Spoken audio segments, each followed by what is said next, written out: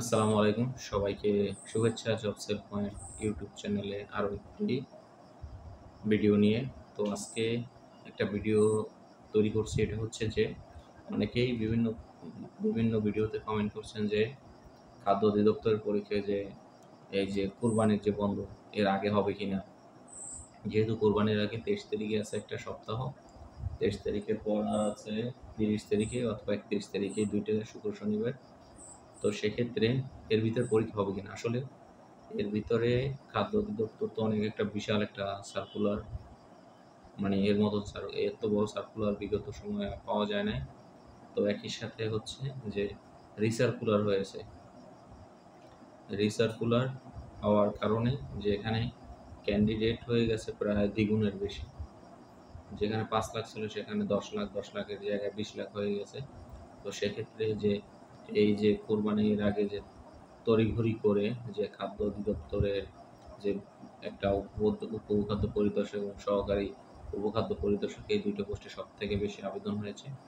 তো এই পরীক্ষাগুলো আসলে কোরবানির আগে যে একটা শুক্রবার আছে, 23 তারিখ তো গেছে প্রায়। তো সেক্ষেত্রে 30-31 তারিখে হওয়ার চান্স খুবই কম। এই পরীক্ষাটা হচ্ছে যে কোরবানির পরে খুব জলদি পরীক্ষা হবে, হয়তো বা কোরবানির পরে 1 সপ্তাহ কিংবা 15 দিনের ভিতরে আশা করি অ্যাডমিট কার্ড চলে আসবে, তার আগেও আসতে পারে। তো কোরবানির পরেই পরীক্ষা শুরু হবে খাদ্য অধিদপ্তরের। যে এই পরীক্ষাগুলো মূলত গত নিয়োগে যে হয়েছিল বিভাগীয় শহরগুলোতে, এবছরেও ঠিক সেরকম হওয়ার সুযোগ আছে। যেহেতু ক্যান্ডিডেট হয়ে গেছে প্রায় 2 মিলিয়ন, সব মিলিয়ে যে 1700 পোস্টে 20 লাখ আবেদন করেছে। সেক্ষেত্রে এতগুলো পরীক্ষার্থী আসলে ঢাকামুখী হয়ে পরীক্ষা দেওয়া অনেকের জন্য একটা কষ্ট। সেক্ষেত্রে আশা করা যায় যে বিগত সময়ের মতন যে পরীক্ষা বিভাগীয় শহরগুলোতে হওয়ার সুযোগ আছে।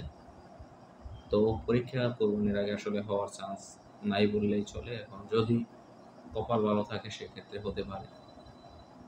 অনেকেই বলে যে আপনি তো বলতেছেন যে হচ্ছে না, আসলে পরীক্ষা হবে, খুব শীঘ্রই হবে। সেটা হচ্ছে যে কোরবানির পরে হওয়ার খুবই চান্স। তার আগে আসলে হলে ভালো, আর যদি না হয় সেক্ষেত্রে কোরবানি পর্যন্ত অপেক্ষা করতে হবে সবার। এই হচ্ছে ভিডিও। আরও যদি কেউ কিছু জানতে চান কমেন্ট করবেন। ধন্যবাদ।